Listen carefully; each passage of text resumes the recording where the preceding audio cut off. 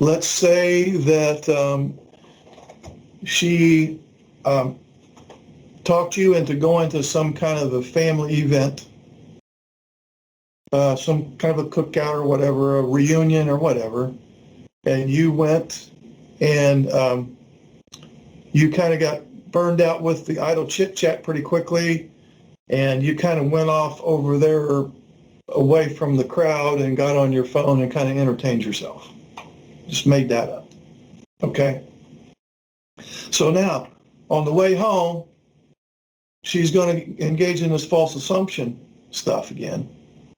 Well, I don't know why you can't participate. I don't know why we were over there and we were talking and you just left and whatever. You can imagine what you're going to receive, right?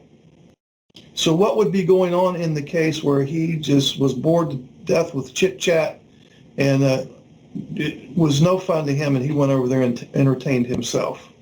We would want to think, okay, was that a mind blindness thing, an emotions blindness thing, an executive function thing, or an anxiety thing? We could call it an anxiety thing.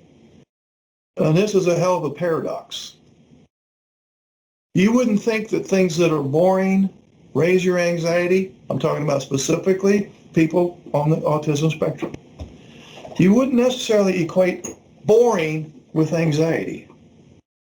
There is a direct link between something that's exceedingly boring and your anxiety. You like to engage in your special interests, and you can be hyper-focused on that special interest for extended periods of time because it keeps your mind going. It is actually a reward for your brain because we're focused on this and my wheels are turning. When you don't have something that's fairly exciting to you, you get bored, and boredom is painful to people on the autism spectrum. That's not an exaggeration. I'll repeat it. Boredom is exceedingly painful to people on the autism spectrum. So we'll use that. So I'm going to plug it into the 5 things here. Number 1, if you can see the notes, it's let her know the trait that I have. So I'm going to say, well, as you may know, hopefully I have anxiety, and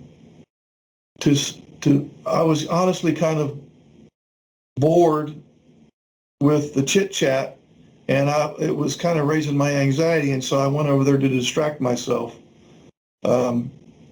because I didn't want to be inappropriate in the group. That's step 1. Step 2 is how she's downloading it. I know that may have downloaded to you as I was trying to be antisocial, or that I didn't care about what people were saying, or that I wanted to go home early, perhaps. Maybe that's how you were downloading it. Step 3, what's really going on? What's really going on is boredom, believe it or not, is really a source of stress for me. Number 4, but I still love you and care about you and want to meet your needs.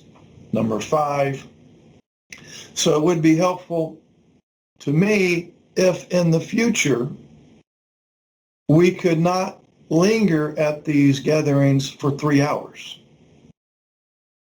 I'm willing to tough it out for an hour. I'm not going to be much good after that 60-minute mark.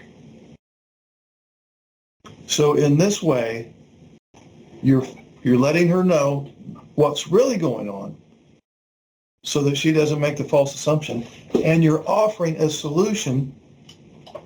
You're not saying, but it would be helpful to me if you never ever asked me to go anywhere again. That's not what we're shooting for. It would be helpful to me if we went there and I knew that there was going to be a time limit, because in times past when we go somewhere, sometimes it's 2 hours, sometimes it's 4 hours, and I don't know how. So it would be helpful to me if I knew we're going to arrive at such and such a time and we're going to be leaving at such and such a time, in which case I can tough it out at that point.